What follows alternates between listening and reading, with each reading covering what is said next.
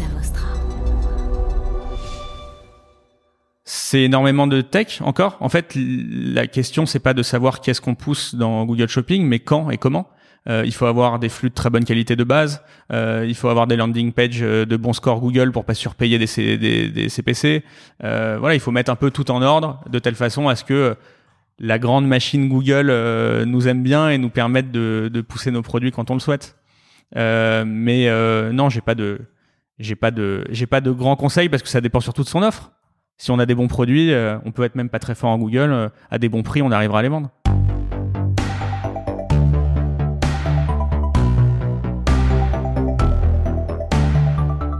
Bonjour, vous êtes sur le point d'écouter un nouvel épisode du Panier, le podcast e-commerce dans lequel on décortique les recettes gagnantes des acteurs du commerce en ligne. Mon objectif est de dénicher avec vous les meilleurs conseils et retours d'expérience pour se lancer et progresser dans la vente en ligne. Acquisition, parcours client, outils, plantage, réussite, apprentissage, on abordera ici tous les sujets sans tabou. Je suis Laurent Kretz, cofondateur de Cosa Vostra, agence de conseil tech et créative. Avec la meilleure équipe du monde en conception, créa, dev et contenu, j'accompagne des boîtes de toute taille dans leur stratégie digitale.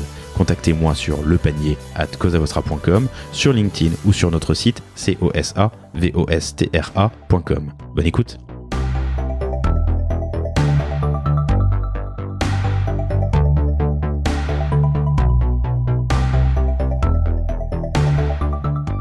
Bonjour à tous, bienvenue dans ce nouvel épisode du Panier, le premier épisode de l'année 2021. Je suis très heureux de vous retrouver, j'espère que vous avez passé de bonnes fêtes et je vous souhaite une excellente année évidemment. Je suis très heureux aujourd'hui d'accueillir Maxime Maffiniciello. C'est ça. Voilà, qui n'écrit pas comme ça se prononce, mais j'ai réussi à le faire sans me tromper, qui est l'un des cofondateurs de Colisée. Colisée, c'est une marketplace spécialisée dans le sport qui donne de la visibilité aux marques hyper spécialisées comme des marques aussi plus globales. Exactement. Bienvenue. Merci. Bonjour. Colisée, ça cartonne. C'est hyper intéressant de recevoir cette marketplace qui est spécialisée, comme j'avais reçu ProBike il y a quelques semaines. Comment est-ce qu'on peut exister en tant que marketplace spécialisé face à des acteurs gros, influents, on les citera, on en parlera dans le podcast un peu plus tard. Donc ça c'est une première question que j'ai et à laquelle j'espère qu'on va répondre, mais j'en suis certain. La deuxième, c'est comme toutes les marketplaces, l'enjeu principal est de construire son offre et aller chercher sa demande. Souvent en tripartite, il faut aussi aller chercher des acteurs avec lesquels on travaille, ce qui est votre cas, puisque vous permettez aussi à des boutiques sportives spécialisées de vendre leurs produits sur vos marketplaces. Bref, plein de sujets hyper intéressants à venir. Le projet est né dans vos têtes, en tout cas vous avez commencé à y travailler en mai 2018. La société a été créée en mai 2018, mais ça germait depuis quelques mois déjà. Ouais. C'est ça. Et le lancement officiel s'est fait en mars 2019. C'est ça. Un an exactement avant le Covid. Ça fait 1 an et demi que vous existez. Au runway actuel, vous feriez 7 millions d'euros de gross merchandise value, donc de volume d'affaires sur la plateforme dans les 12 mois à venir. Mais votre objectif étant d'aller chercher les 12 millions annuels, soit 1 million par mois. Donc vous n'êtes pas loin. Je suis très heureux de te recevoir. Il y a plein de petits détails dans votre aventure sur lesquels on va venir et qui sont intéressants. Typiquement, vous avez Tony Parker au board. Je trouve ça incroyable que tu as rencontré lors d'un déjeuner pour la levée de fonds, c'est ça? Exactement. Vous êtes lancé avec le fonds Aglaé Ventures, qui est le fonds de LVMH. De LVMH, pardon, je simplifie. Le fonds du groupe Bernard Arnault. C'est ça. Je faisais un tour tout à l'heure sur le site d'Aglaé Ventures. J'avais rencontré l'un des partenaires l'année dernière. Le portfolio qu'ils ont entre Spotify, Slack, j'en passe, mais c'est juste incroyable. Et voilà, je vais terminer avec cette intro qui est un peu trop longue. Merci en tout cas à toi d'être venu. Merci à Alexis Gouraud, à qui je fais un petit coucou, qui a permis cette intro. Il se trouve qu'on est avec toi et avec Alexis, on travaille pour une boîte dans le sport et c'est ce qui a permis cette mise en relation. Bienvenue. Raconte-moi un peu la genèse de Colisée. Qu'est-ce qui se passe en mai 2018 ou un peu avant? Ça remonte déjà à plus que ça, c'est-à-dire que en 2011, alors que j'ai 21 ans et je suis encore en études, je crée ma première société dans le e-commerce. dans le monde de l'automobile, donc rien à voir avec le sport pour le coup. C'était plus un projet de fin d'études, on va dire, qu'autre chose. J'avais envie de me lancer dans l'entrepreneuriat et de commencer à créer ma première société. J'ai fait ça avec un ami très proche à moi. Ce projet de fin d'études s'est un peu transformé en société qui a fait en 4-5 ans 3 millions de chiffres d'affaires avec seulement 4-5 salariés. Enfin, c'était un peu homemade, mais c'était vraiment très sympa comme première expérience. Génial. Dans l'automobile? Ouais, c'est ça. Ok. Vous en avez fait quoi? Alors déjà, on revendait des produits d'entretien et de rénovation automobile, surtout des choses très ciblées. C'est un vrai marché de niche. On a répliqué un peu un business qui existait déjà dans d'autres pays aux alentours. Et à l'âge de 25 ans, enfin en 2015 ou 2016, on s'est fait racheter par un investisseur privé qui a mis à la tête de la société un nouveau CEO. Et généralement, quand on vend une société, il y a une période de transition pour l'accompagner dans ses nouvelles fonctions. Et ce CEO, que je salue d'ailleurs, qui s'appelle Raphaël Saillant, qui fait du très bon travail dans cette société, est un des meilleurs amis de mon cofondateur actuel, qui s'appelle Arnaud Lanier. Ok. Et voici comment on s'est rencontrés pour démarrer. Je suis un grand fan de sport, aussi bien pour le pratiquer que pour le regarder à la télé. Je crois que j'aime les deux de manière équivalente. Et Arnaud, c'est encore plus un malade que moi de ce côté-là. Lui, il a travaillé pendant 10 ans chez Google, 5 ans à Dublin et 5 ans au siège à Mountain View, aux US. Et c'est un triathlète, c'est un dingue de sport. Et en rentrant à Paris, il m'a dit je comprends pas toutes les belles marques que je voyais du côté des US, où est-ce que je peux les trouver en France, ou est-ce que c'est sympa d'aller acheter ces affaires de sport en France. Et j'avais envie de me relancer dans une aventure e-commerce. J'en avais un peu marre des stocks physiques et je me suis dit pourquoi pas la marketplace. C'est génial le zéro stock. Voilà. 3,5 millions de CA sur ta première boîte? Maintenant, ils ont même dépassé ça. C'était un peu moins quand je l'ai cédé, mais c'était pas loin. Ouais. Vous avez le prix public? Du CA? Oui. Non, de la session. Non, ça on le donne pas. Mais c'était une session intéressante pour quelqu'un de 25 ans qui a envie de créer des boîtes toute sa vie et qui pouvait sécuriser, on va dire, sa deuxième aventure de cette façon-là. C'est génial, félicitations. C'est cool. En combien de temps? De 21 à 25. On l'a gardé 6 ans en tout. Ouais. Ok. 1 an et demi de transition et 4 ans. Et t'as été diplômé à quel âge? J'ai été diplômé à l'âge de 24 ans. Donc t'as vendu ta première boîte 2 ans après ton diplôme? J'ai arrêté, j'ai repris entre-temps parce que la société commençait à prendre plus de temps. J'ai terminé par faire un master d'entrepreneuriat d'ailleurs à l'ESCP, qui était hyper intéressant. Et oui, effectivement, je crois qu'un an après la fin de ce master, je vends ma première société. Ok. Passionné de sport. Avec Arnaud, c'est ça? Avec Arnaud et avec Cyril, qui est mon troisième cofondateur, dont on parlera plus tard, qui est le geek de la bande. Ok. Et alors, qu'est-ce qui se passe? Quelle offre vous voulez mettre en place? On pense en fait à rassembler un peu toutes ces belles marques, comme je disais, sur une seule et même plateforme, et pour permettre en fait aux sportifs d'avoir accès à un catalogue de produits sportifs colossal en fait, qui mixe aussi bien des grandes marques que tout le monde connaît, que des petites pépites qu'on pourrait aller chercher sur différentes verticales. Et de cette façon, ils auraient plus de facilité à faire leur choix pour trouver l'équipement qui pourrait les rendre meilleurs un peu sur leur discipline. Donc le chemin, il est assez rapide dans nos têtes à ce moment-là. On a la chance en fait de rencontrer très vite Aglaé Venture, dont tu parlais avant, qui est effectivement le fonds seed du groupe Arnaud. Aglaé est un expert des marketplaces, on peut dire, pour avoir déjà investi dans des sociétés comme Back Market, si tu connais, ou Mano Mano, qui sont également des places de marché verticales sur d'autres secteurs. Du coup, ils ont accepté de nous accompagner, on va dire, dès le début. C'est même eux qui ont trouvé notre CTO. Donc c'est assez dingue. Je faisais référence tout à l'heure à Cyril Guénoun, d'Aglaé Ventures. Ouais. Alors tu dis ils font du seed, mais je vois sur le site qu'ils font entre 100 000 et 100 millions. Je trouve la fourchette intéressante, quoi. Ils ont 2 fonds. Aglaé, c'est généralement le fonds plus spécialisé en seed, et après ils passent à l'étage au-dessus au groupe Arnaud pour suivre les séries B+. Si j'ai bien compris, Cyril me tapera sur les doigts si je dis des bêtises, mais c'est ça. Le principe, c'est qu'il y a des il y a des distributeurs, disons, généralistes du sport, chez lesquels on trouve des marques, peut-être les marques les plus connues, ou en tout cas, pas les marques spécialisées. Et quand on veut une marque spécialisée sur une activité, faut aller dans des boutiques, c'est ça, des boutiques spécialisées, ou alors sur des sites, mais qui ont pas une offre aussi large que ce que vous voulez faire. C'est ça le constat, c'est la problématique. C'est ça. Bon, déjà, on part du principe que les sportifs font entre 2 et 3 sports par an. Donc, ils sont pas uniquement bloqués sur une discipline, on va dire. Ce qui veut dire que on va leur permettre d'avoir des univers transverses sur Colisée, et qu'à terme, ça pourrait être même intéressant d'avoir une home totalement personnalisée selon leur usage du sport. Si toi t'es fan de tennis, de foot et de rugby, pourquoi je te montrerais pas que ça au final sur la page d'accueil si tu venais sur Colisée. On travaille beaucoup là-dessus, et on travaille beaucoup aussi pour donner énormément d'informations techniques sur les produits qu'on vend. Si on vend demain une paire de chaussures de running, contrairement aux marketplaces un peu plus généralistes, on pense que tu as besoin de plus d'informations que d'une photo et d'un prix. Tu as besoin de savoir si le poids te convient, si ton type de foulée est adapté à la chaussure. Tu as besoin peut-être de connaître le drop ou la technologie derrière. C'est quoi le drop? Le drop, ça va être la différence entre la semelle, entre le talon et le bout de la chaussure. Quoi? La différence? Ah, la hauteur. La hauteur, exactement. En fait, la hauteur du talon par Voilà, rapport. c'est ça. Et donc, du coup, selon ta façon de courir, tu auras besoin plus d'une chaussure ou d'une autre. Selon comment tu joues au tennis, tu auras peut-être besoin plus d'une raquette ou d'une autre. Selon quel type de triathlète tu es, tu auras besoin plus d'une combinaison ou d'une autre. Et bah, chez Colisée, on va essayer de t'offrir la plus grande offre possible, mais en te donnant en fait toutes les caractéristiques intéressantes pour que tu te décides dans ton achat. Ok. Pourquoi aller voir un fonds d'investissement? Parce que créer une marketplace, ça coûte de l'argent. Alors, c'est pas dans ce sens que je voulais le faire, mais c'est intéressant de commencer par ça. Ça coûte énormément d'argent, effectivement. Il y a des solutions qui existent pourtant sur étagère. Et ces solutions sont très chères. Ok, on pense à Iceberg, on pense à Miracle, pour citer peut-être les deux plus connus, en tout cas en France. Il y a des solutions aussi qui sont sur étagère et peut-être un peu moins chères.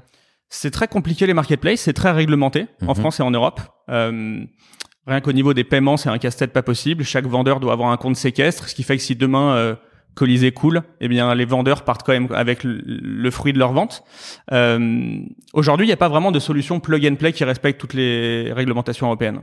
Ou alors il faut payer un peu plus cher. Mais déjà pour commencer, en tant que start-up qui est amené à lever des fonds de manière récurrente dans les prochaines années, c'était peut-être un peu compliqué de partir sans actif technologique. On avait besoin de créer notre actif technologique, en plus de ça pour pouvoir l'adapter du mieux possible au monde du sport. Ok, donc vous partez dès le début dans l'idée de créer votre propre outil technologique, votre propre marketplace. Exactement. Ok. On savait que ça prendrait du temps et de l'argent entre guillemets, mais en plus de ça, mon troisième cofondateur, qui est Cyril, qui est l'ancien CTO de la société Igral pendant 10 ans, qu'il a fait grandir année après année, connaît très bien ces problématiques. Je savais qu'on avait un top player, on va dire, dans notre équipe au niveau du développement et que c'était dommage de ne pas utiliser ses compétences pour la création d'un actif technologique propre à nous. Et du coup, là-dessus, Aglaé vous accompagne sur cette pensée? Exactement. Okay. Aglaé nous permet de faire nos premiers recrutements et d'avoir... Mais sur le principe d'aller développer votre propre outil pour vous lancer? Aglaé ne nous suit pas si on fait un autre choix. Ok. Et ce que tout fonds d'investissement aurait fait en fait. Parce que s'il suffit d'avoir, on va dire, une équipe de commercial et de se baser sur une solution, on ne parle plus vraiment de start-up. Voilà. Alors tu peux placer ta valeur ajoutée ailleurs. Bien sûr. Je pense que c'était intéressant pour nous et d'ailleurs tous les exemples qu'on voit derrière nous, toutes les grandes marketplaces verticales, que ce soit Farfetch, ManoMano, Backmarket, toutes ces sociétés ont leur actif technologique propre, il n'y en a aucune qui est basée sur un éditeur. Important de maîtriser toute ta chaîne de valeur. Déjà qu'on maîtrise effectivement pas l'intégralité de la chaîne de valeur avec une marketplace, parce que on ne génère pas. C'est dépendant de ton offre, en fait, de tes produits qui Exactement. sont... Exactement. Si au moins on peut contrôler notre actif technologique, c'est pas mal. Ça peut être pas mal. Le marché du sport, je crois que c'est le 3e plus gros marché, non? Oui, exactement. En ce moment, en France, c'est un marché colossal de 500 milliards de dollars dans le monde. Et c'est quand même un marché de plus de 11 milliards d'euros en France, déjà. 11 milliards en France, le marché du sport. Ok. On rencontre qui sur ce marché? Du coup, il y a des généralistes, il y a des Decathlon, des GoSport, des Exactement, ouais. Il y a des très grands acteurs comme Decathlon, comme GoSport, comme Intersport, comme Sport 2000, qui font d'ailleurs très bien leur travail, chacun de leur côté. Après, avec Colisée, on veut offrir une expérience différente. Déjà une expérience 100% digitale. On n'est pas issu du commerce physique de base. On est vraiment une startup internet. Je pense qu'il y a de la place pour un nouvel acteur comme ça qui arriverait, on va dire, à répliquer la super expérience qu'on peut avoir dans une boutique spécialisée physique. Bon, on essaye de répliquer ça en ligne, c'est-à-dire donner des conseils d'experts et des prix très compétitifs. Ok, intéressant. Du coup, vous allez voir Aglaé, qui vous accompagne. Enfin, ça va prendre un temps fou de développer la plateforme, non? Ça a pris quasiment 1 an. Donc c'est ce que je disais tout à l'heure, l'idée, on est en mai 2018 et le lancement officiel c'est en mars 2019, donc c'est ça, 10 mois. Ouais. Et encore, j'ai envie de dire que 10 mois pour développer une marketplace from scratch, c'est presque une prouesse, quoi. Exactement. Et si tu avais vu la première version de la plateforme, tu aurais peut-être rigolé un peu d'ailleurs. Ouais. Mais en termes de back-office, c'est-à-dire toutes les fondations de notre développement, c'est là où Cyril est très fort. On sait que la plateforme est prête à supporter peut-être 10 fois, 50 fois le volume qu'on fait actuellement. C'est très stable. Lui pense qu'il a pris beaucoup de temps pour la développer, mais quand on en parle ailleurs, il se rend compte que c'est pas mal quand même. Le principe, c'est de faire entrer un catalogue produit, donc des flux, c'est ça. Mais tu as aussi une gestion produit, tu as une gestion du catalogue. Exactement. Tu peux ajouter des produits à la main, je veux dire. Alors exactement. En fait, déjà le vrai enjeu technologique, ça va être de réussir à intégrer plein de types de marchands différents. Quand on parle avec une boutique physique qui ne connaît pas grand-chose à Internet, ou quand on parle par exemple avec une des marques qui nous suit depuis le début, qui est Lecoq Sportif, on parle pas le même langage et on va pas les plugger de la même façon. Du coup, on doit réussir à s'adapter à tous les différents acteurs du marché. On doit réussir à plugger une boutique physique, on doit réussir à plugger un e-commerçant et on doit réussir à plugger une grande marque qui lui a des process beaucoup plus établis. Donc c'était un peu le premier défi technologique de notre côté. Ok. En parallèle de ça, on y reviendra tout à l'heure sur comment est-ce qu'on plug les e-commerce, enfin les commerçants justement physiques. En parallèle de ça, il faut créer ton offre produit. Donc tu as 1 an en gros, le temps de développement de la plateforme pour aller chercher des partenaires, des offres, des marques. Exactement. Tu as 1 an où tu toques aux portes de tout le monde en disant je vais avoir une super plateforme bientôt. Est-ce que ça te dit de nous intégrer? Voilà, c'est bon, comme tout démarchage, alors qu'on n'a pas de produit au début, c'est peut-être un peu plus compliqué. Mais en tout cas, la promesse intéressait des gens vu qu'on a ouvert avec une 40aine de marchands. Physique. Un peu de Enfin, d'accord. C'est-à-dire qu'il y a aussi des e-commerçants qui distribuent leurs produits sur... Exactement. En fait, si on prend la genèse de Colisée, Ouais. et comme toute marketplace verticale, on va dire, ça vient d'une double opportunité. Il faut aussi qu'il y ait une opportunité de l'offre. Et nous, on pense que si on prend une boutique physique, par exemple, dans le contexte du Covid de 2020, on se rend compte assez rapidement pourquoi une boutique physique pourrait être intéressée pour mettre ses offres en ligne. Les portes de leur magasin ferment, il faut qu'ils continuent à faire du chiffre d'affaires. Et on a été heureux au mois de mars, ou après la rentrée lors du 2e confinement, d'amener du chiffre d'affaires à des gens qui en auraient fait 0 s'ils ne travaillaient pas avec Colisée. Quand on pense à un e-commerçant aussi, le e-commerçant, il peut se battre avec peut-être 15 autres commerçants similaires à lui pour vendre le même produit. Il a envie aussi également d'avoir de nouveaux canaux d'acquisition. Des canaux d'acquisition qui sont simples à utiliser et des canaux d'acquisition qui vont lui permettre de rapporter du chiffre d'affaires supplémentaire. Et quand on pense aux marques, c'est un peu différent, mais c'est un peu le même principe. Les marques aujourd'hui, elles mettent énormément d'argent dans leur brand safety pour essayer de vendre un peu leur marque du mieux possible, de mettre en avant leurs produits du mieux possible. Est-ce que quand on parle de marques techniques, elles ont envie d'être sur des plateformes qui distribuent tout type de produits? Je suis pas sûr. Et aujourd'hui, il y a quand même quasiment une commande sur 2 qui est passée sur des marketplaces. Donc elles peuvent pas ignorer les marketplaces, mais elles ont peur que leurs produits soient un peu dénigrés sur ces plateformes. Avec Colisée, on leur offre un peu l'alternative qui leur permet de le dire. Venez tester la marketplace. Avec Colisée, on va prendre grand soin de vos produits et on va essayer de répliquer la même qualité d'expérience que vous proposez sur votre site e-commerce à vous. Ok, compris. Tu les amènes, enfin tu essaies de les convaincre pendant 1 an de vendre leurs produits sur le futur Colisée. Tu leur demandes quelque chose en contrepartie? Là, on peut parler du business model. Je leur demande quelque chose en contrepartie. Je parlerai du business model plus tard, mais tu leur demandes pas d'exclus, tu leur dis pas faut vendre 20% moins cher qu'ailleurs sur Colisée. Non, ils ont aucune raison de te dire non. Pardon, c'est ça ma question. Ils ont Bien aucune sûr. raison de te dire non. On ne choisit pas les prix sur Colisée. C'est-à-dire que chaque acteur vient travailler chez nous et choisit de sa politique tarifaire. Bah, tu pourrais imposer un 10% de... Ce que j'impose, entre guillemets, c'est on vend pas chez Colisée plus cher qu'on vend chez soi. Et c'est normal. Oui, voilà. évidemment. Ouais. Et pourtant, c'est un grand travail de monitoring pour une marketplace aussi, de vérifier ce genre de choses. C'est ce qu'on leur demande. Au début, on leur demande pas grand-chose. On leur dit juste, écoutez, c'est très simple de venir vendre chez nous et vous allez faire des ventes additionnelles. C'est sûr que plus le temps va passer, plus on va avoir un cahier des charges précis et plus on va demander des choses aux marques. Donc 40 marques au lancement en mai 2019 après 1 an de travail. Enfin 40 vendeurs. C'est ça. Qui sont soit des marques, soit des boutiques, soit des e-boutiques. Exactement. Sur combien de produits? On ouvre avec 120 000 références, ou 150 000 références, sachant qu'une référence, c'est une taille d'une chaussure. Voilà, pour donner un exemple. Ok. Il y a quoi? Il y a 6 tailles en moyenne par chaussure. Plus que ça. Plus? Ok. Mais bon, ça veut dire une vingtaine de milliers de produits. Quand même. Pas de tête. Hein. Ok, c'est super. Une vingtaine de milliers de produits pour. Enfin, je fais calcul, mais tu me contredis pas.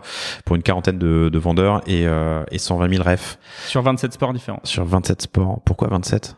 On a essayé de toucher le plus large possible. Et d'ailleurs, demain, ça Tu voulais pas te spécialiser sur le. Enfin, je sais pas. T'aurais pu prendre le nombre de licences en France et puis le prendre par ordre décroissant, tu vois. C'est vrai. C'est un foot, tennis, golf. C'est vrai. Mais d'ailleurs, le golf va être un des prochains chez nous. Okay. Je pense que ça arrivera début 21. Mais donc pourquoi ce choix de 27 sports? Ouais. Bon, on a essayé de toucher le plus large possible. Et d'ailleurs, à terme, on a volonté qu'il y ait une 50aine de disciplines sur Colisée.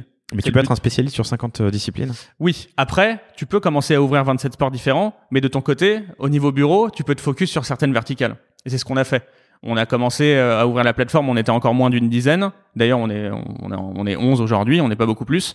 On s'est focalisé sur 5 verticales différentes. D'ailleurs, 90% des commandes Colisée aujourd'hui sont issues de ces 5 verticales. Qui sont? Running, beaucoup. On s'est très spécialisé sur le running, sur le tennis également, sur le football dernièrement, sur l'activewear, qui est pas vraiment du sport, mais c'est un peu tout le sportswear qu'on voit aujourd'hui. C'était pas vraiment prévu début 2020, mais ça l'est devenu après avec cette pandémie. Le fitness, à un moment donné, tout le monde a voulu avoir un tapis de sol et des haltères à la maison. Il a fallu répondre à la demande. J'en fais partie. Voilà. J'ai acheté des poids, des élastiques, enfin pas des élastiques, des bandes, là, des tenseurs, je sais pas comment on appelle ça. C'est ça.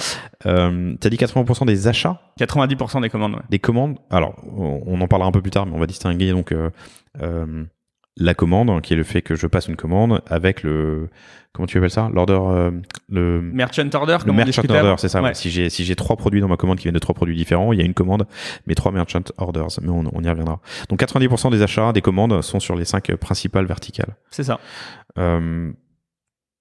Alors du coup, je prends tout petit peu de hauteur, et si tu pouvais te redonner un conseil sur cette première année qui s'est passée entre la création de la société et le lancement du site, s'il y a des choses que tu aurais pu faire mieux. Tu regrettes pas d'être parti par exemple sur 27 disciplines? Non, alors pas que du 90% des achats sont sur 5? En fait, je pense que ça montre l'ambition de Colisée, et que c'est aussi une de ces raisons pour laquelle on fait des levées de fonds, hein, et qu'on est une start-up. C'est on aurait peut-être pu comprendre plus vite qu'il fallait choisir nos batailles, comme on dit. Et bon, d'ailleurs, ça n'a pas duré très longtemps. Au début, on essayait d'intégrer des marchands sur toutes les verticales différentes, mais petit à petit, on s'est dit qu'il fallait se spécialiser un minimum. Et nous, on va répliquer ça, 5 nouvelles verticales par 5 nouvelles verticales, jusqu'à arriver à une trentaine de sports différents. Ce serait dommage aujourd'hui de pas avoir ouvert d'autres sports. Je fais des ventes dans le rugby, je fais des ventes dans le basketball, surtout depuis que Tony nous a rejoints. Je fais des ventes dans le yoga, je fais des ventes de pilates. Enfin voilà, c'est assez exhaustif. Mais par contre, c'est vrai que dans notre stratégie d'acquisition, faut choisir nos batailles, parce que je n'ai pas encore une équipe de 40 ou 50 personnes à mes côtés pour travailler chez Colisée. Et donc du coup, non, on regrette pas d'avoir fait ce choix. C'est plutôt une bonne chose, je pense. Ok. Est-ce qu'il y a d'autres conseils que tu te donnerais en mai 2018? Oui, je pense que c'est facile à dire un petit peu après, mais c'est de laisser le temps à la technique. On se rend pas compte combien de temps ça prend de créer une plateforme, d'ajouter des nouvelles features. On en parle souvent avec notre pôle technique, mais peut-être qu'on aurait pu moins presser notre CTO à l'époque, le laisser. Pourtant c'est simple, il y a qu'à Focus. Ben oui, c'est ça. Exactement. J'espère que des clients de Cause of Ostra écoutent ce podcast. La technique, ça prend parfois du temps. C'est un art, et l'art, voilà. Mais bon, ça a permis de travailler, ça a permis d'ouvrir assez rapidement, et même si c'était pas au standard Colisée qu'on voulait, et même si on veut toujours améliorer le produit, bah il faut pas ouvrir avec une bêta forcément parfaite. Il fallait quand même tester un petit peu. C'est pas très grave. Évidemment, c'est Reid Hoffman, le fondateur de LinkedIn, qui dit si tu alors je le connais en anglais, je vais la traduire en live, mais si tu es satisfait de ton produit au moment où tu lances, c'est que tu as lancé trop tard. En gros. Mais je suis d'accord avec lui. Voilà, il faut lancer tôt, et de toute façon un produit ça évolue, surtout dans un monde digital ou dans une startup digitale dont l'asset principal est un produit technique. Forcément il évoluera, on sera jamais satisfait. Ok, hyper intéressant. Et donc on est en mars, c'est ça, hein, mars 2019, c'est ça. Et la plateforme ouvre. C'est ça. 40 marques, 120 000 références, une vingtaine de milliers de produits. Exactement. Une plateforme technique qui tient la route. Plus ou moins. Okay. Et il se passe quoi? La levée de fonds, vous la faites quand? On a fait une première levée de fonds avec Aglaé avant même l'ouverture de la plateforme. Ben pour financer la première année. Exactement, ouais. C'est ça. Et après, on a fait une deuxième levée de fonds en février 2019. Qui est la levée qu'on peut... En février 2020, pardon. Février 2020. Ah, donc la levée de fonds seed avec Aglaé vous avez permis de lancer la plateforme, enfin de tenir l'année qui a permis de développer la plateforme et de trouver les produits, et la première année en gros de run. C'est ça. Et cette deuxième levée de fonds qui est de 2,5 millions, c'est ça, avec Tony Parker, exactement, se fait en février 2020. C'est ça. Ok, au début de l'année, super. Comment vous avez décroché Tony? On l'appelle Tony du coup, hein. Je me suis noté tout à l'heure, il dit Tony. Par différents éléments qui nous entouraient. Parmi nos investisseurs, on a aujourd'hui 3 fonds qui sont au capital, 3 fonds d'investissement, et on a 6 business angels. Pour les fonds d'investissement, on a donc Aglaé Venture qui nous suit depuis le début. On a Kima également, qui est le fonds de Xavier Niel, qui investit dans pas mal de startups toutes les semaines. Et on a également Emmanuel Seger qui gère le fonds Cassius Family, qui est un fonds américain. Aucun lien avec Cassius, le groupe. Aucun lien. Ils n'ont pas fait tant de. Aucun lien. C'est quelqu'un qui nous aide beaucoup, comme Cyril Guénoun également, qui avait un très gros poste marketing chez Coca à l'époque et qui a une belle vision sur la brand et pour l'avenir de Colisée. Et c'est lui qui a l'idée la levée de fonds précédente. Et c'est son family office? Non, c'est un fonds d'investissement, venant des États-Unis. D'un mec qui a bossé pendant 20 ans chez Coca. C'est ça, exactement. Cassius. Comme le groupe, c'est ça? C'est ça. C'est A2ACIUS, family.com, je ne connaissais pas. Et c'est lui qui t'a permis de... Et donc non, effectivement, faut revenir au sujet. Grâce à Cyril Guénoun d'Aglaé, on a rencontré un de nos business angels qui s'appelle Michel Moulin. Michel nous a permis de rencontrer Tony Parker, du coup par ricochet. Il y a eu quelques rendez-vous qui ont été avortés parce que on parle quand même de quelqu'un qui a un emploi du temps très chargé, et de belles choses à faire en plus de ça. J'ai appris quasiment la veille pour le lendemain que on pouvait faire un déjeuner avec lui. Il était dans un hôtel à Paris, on l'a rejoint pour faire un déjeuner. Et c'est déjà assez impressionnant à chaque fois de pitcher sa startup, mais alors le faire devant Tony Parker quand on est fan de sport, on a les jambes qui tremblent un peu. T'as un dieu assis en face de toi, quoi. Ah, mais vraiment. Incroyable. Vraiment. Il est sympa? Il est plus que sympa. Il est bienveillant. Il a un beau regard de la tech française envers le sport, c'est-à-dire qu'il a envie d'aider le marché français, alors même qu'il a fait l'intégralité de sa carrière quasiment à l'étranger. Il a investi dans plein de projets différents. C'est quelqu'un qui a un emploi du temps délirant. Enfin, l'avoir au board, c'est une chance inouïe. Être validé par un sportif de sa trempe, c'est une chance inouïe pour nous. Alors, c'est peut-être ça surtout qui est intéressant, parce que à la rigueur, le rencontrer, on s'en fout, même s'il est, j'en suis certain, formidable. Ça t'apporte du crédit? Ça fait un tampon? Qu'est-ce que ça fait pour une startup comme Colisée d'avoir Tony? Je pense qu'aujourd'hui, c'est assez limité en termes de résonance pour plusieurs raisons. Une des raisons pour laquelle on l'a convaincu, je pense, c'est quand on lui a expliqué qu'on voulait pas spécialement utiliser son image aujourd'hui ou l'utiliser en homme sandwich. Je pense que Tony, c'est pas le but et que ça leur aurait pas plu. Aujourd'hui, on l'utilise pour son réseau. Le but, c'est qu'il nous fasse rencontrer des marques et des revendeurs ou ce genre de personnes-là qu'il a vu pendant sa carrière, pendant sa longue carrière, ou qu'il voit encore maintenant en tant que président de l'Asvel, enfin dirigeant de l'Asvel, club de basket qu'il a repris très récemment. Tony demain nous permettra peut-être en termes marketing de faire des choses, mais aujourd'hui c'était plus effectivement pour son réseau et pour son expertise. Je pense que c'était une première chose déjà intéressante pour nous. Ensuite, effectivement, quand on sort un communiqué de presse et qu'il y a Tony Parker dedans, on a été repris par l'équipe, par GQ, par les Échos, par pas mal de médias qui auraient peut-être pas parlé de Colisée en temps normal. Je t'ai pas prévenu au début de cet enregistrement quand on le préparait, mais je prends des notes sur ce que tu dis, je mets des timestamps pour que Jacques, Léa, Aurélie, bref, mon équipe chez Cosa Vostra ait plus de facilité à monter les épisodes. Donc je ne suis pas en train de surfer sur Internet. Pas de problème. Intéressant de pas l'utiliser comme un sandwich, mais bon, il a sa marque, son nom, un poids, et c'est vrai que dans un titre d'article, c'est bien sûr, ça permet de faire passer, quoi. Ça aide. Okay. Et puis même nous, quand on discute avec des marchands, des revendeurs, des boutiques du basket, c'est cool, ça aide aussi. Faut pas le cacher, quoi. Ok. Peut-être un bel insight qu'on peut prendre là, mais sur tout entrepreneur spécialisé, s'associer, c'est un insight en même temps, c'est une évidence, mais s'associer à un influenceur ou à quelqu'un en tout cas qui a une communauté forte et peut soit porter le projet, soit apporter de la légitimité. Nous, on a fait récemment le site de Candy Tovex, qui était un ancien champion, et on parlait de Vincent Desfranes, qui a lancé la marque Ayak également en préparant cet entretien. Premier insight intéressant, enfin non, c'est pas le premier d'ailleurs, mais un insight intéressant, c'est de s'associer à quelqu'un qui a un poids, ça donne la légitimité, ça peut aider. Ok, donc vous lancez en mars 2019, comment est-ce que vous faites venir les premiers clients sur la plateforme? Au début, c'est très limité en termes de clients, c'est-à-dire que encore une fois, pour une marketplace comme la nôtre, l'idée était de faire venir surtout la supply, l'offre pour commencer. Effectivement, on commençait déjà à avoir un petit budget d'acquisition pour faire venir des clients, mais c'était encore très limité vu la taille de notre catalogue. Ça sert à rien au début, on va dire, de brûler de l'argent pour faire venir des clients pour découvrir dans une boutique à moitié vide. C'est ça. Si c'est pour découvrir une chaussure uniquement disponible en 41 et en 47, c'est sympa, on peut avoir un coup de chance, mais en règle générale, c'est quand même assez limité. Ouais. Donc on a attendu, en étant assez résilient, en ayant un budget d'acquisition assez limité pendant quasiment 9 mois, je dirais. C'est-à-dire que jusqu'à la mi-2020, on dépense vraiment pas beaucoup d'argent. On essaye au moins de faire quelques ventes aux gens qui nous font confiance, mais ça s'arrête là. Et on continue à travailler notre offre. De ce côté-là, on arrive en mi-2020 et on se dit, OK, en running, on commence à avoir un catalogue et des prix qu'on voit difficilement ailleurs. En tennis, c'est pareil. Faudra peut-être commencer à faire des petits tests d'acquisition.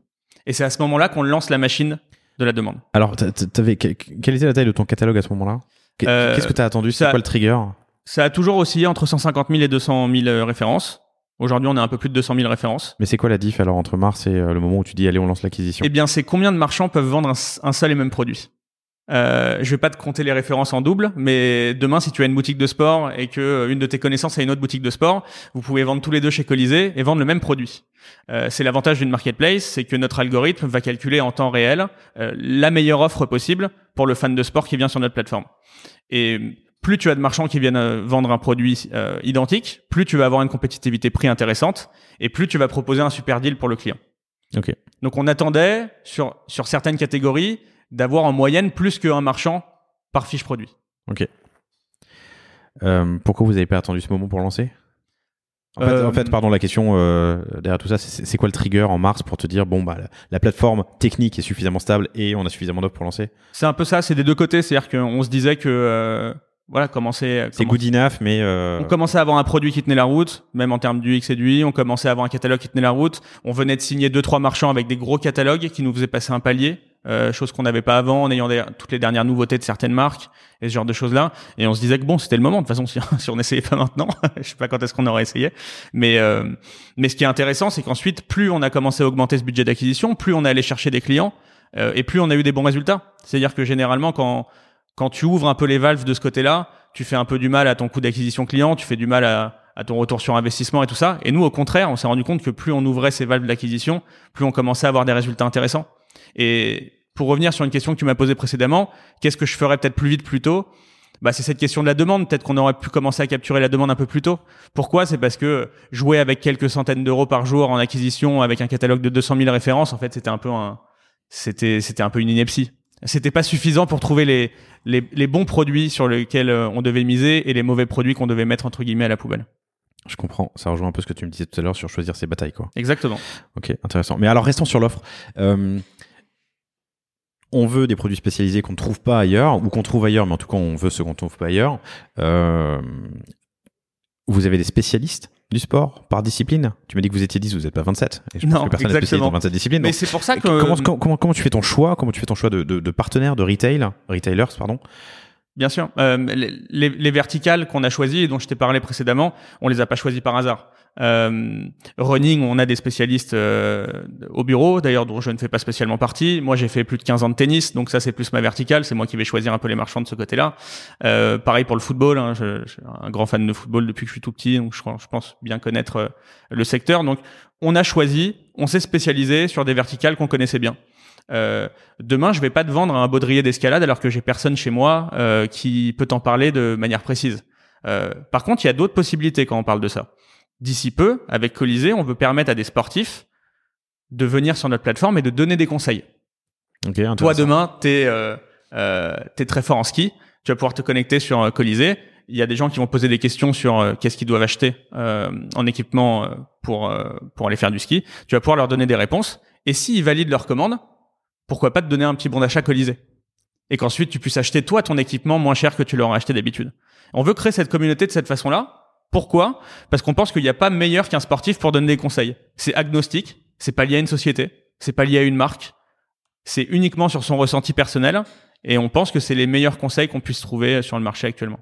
Je fais une petite parenthèse pour vous conseiller, chers auditeurs, un épisode que j'ai enregistré avec Isabelle Rabier, la fondatrice de Joli Moi, qui fait du social shopping et qui a construit, on en parle dans cet épisode, toute une plateforme justement qui permet à des ambassadeurs, des influenceurs, mais aussi monsieur et madame Michu, de faire une sélection de produits qui vont les vendre, et en touchant une commission ensuite. C'est une petite parenthèse, ça m'y fait penser, mais j'entends. Et du coup, ces sportifs ou ces professionnels ou ces spécialistes, vous allez les choisir vous-même, vous allez prendre des noms. Est-ce que Tony Parker pourrait me donner des conseils sur le basket? J'aimerais bien, ça m'étonnerait que son emploi du temps lui permet. On va commencer avec notre entourage proche, parce qu'on connaît tous des gens qui sont spécialisés en fait sur un sport ou sur un autre. Ça sera déjà pas mal. Je pense que La première brique du conseil, outre discuter avec quelqu'un, se fait déjà sur la fiche produit. On en parlait tout au début, mais je pense que donner le plus d'informations possible permet aux sportifs déjà de répondre à une majorité de leurs questions et de savoir si le produit est adapté à leur pratique. Ensuite, effectivement, quand on arrive sur des produits un peu plus techniques, ça serait bien de créer une communauté Colisée qui nous permette de mettre en avant certains produits plus qu'un autre. Donc c'est ce que je disais. Ok, voilà. Ok. Enfin, je reviens sur le sujet qui est donc le choix des produits. Vous avez des spécialistes, vous connaissez des sports, vous avez aussi des retours, j'imagine, des retailers, enfin des revendeurs. Et puis bon, on voit ce qui se vend le mieux sur les autres sites, ou sur les sites des marques. Tout le monde connaît les marques les plus spécialisées. On va en chercher des nouvelles, on essaye d'en découvrir d'autres. On se balade comme tout le monde sur des blogs, sur des fiches, sur des reviews pour essayer de voir un peu qu'est-ce qu'on pourrait amener en valeur ajoutée à notre catalogue. Et après, on est quand même très dépendant aussi des marchands qu'on plug. C'est pas nous qui choisissons le catalogue, c'est eux qui nous apportent leur expertise. Et quoi de mieux qu'une boutique spécialisée pour donner des conseils? Quoi de mieux pour avoir la plus belle fiche produit avec les plus belles informations disponibles? C'est eux en fait nos conseillers. Mais ils vous donnent tout leur catalogue, une partie du catalogue? Comment ça se lance? Ça dépend des marchands. Il y en a certains qui n'ont pas vraiment de catalogue en soi et qui vont nous donner juste un prix et des stocks. Dans ce cas-là, on leur permet de rentrer de manière partielle, comme on dit, c'est une intégration partielle sur notre site. Et on a d'autres qui vont nous donner beaucoup plus d'informations, aussi bien en termes de description qu'en termes de caractéristiques. Comme on disait, le poids et toute autre information qui peuvent être intéressantes pour le sportif. Ensuite, nous, on a développé en fait une technologie qui nous permet d'agréger toutes ces informations pour créer la meilleure fiche possible, pour créer la meilleure fiche produit possible. Si un marchand A nous donne une info, un marchand B une info, un marchand C une info, et qu'on arrive à concaténer tout ça pour donner une fiche produit parfaite, c'est ce qu'on essaie de faire le plus possible. C'est l'enjeu de savoir gérer des flux et des connecteurs. Exactement. À différentes plateformes, quoi. Combien de marchands actuellement? 80. Et combien de plateformes différentes?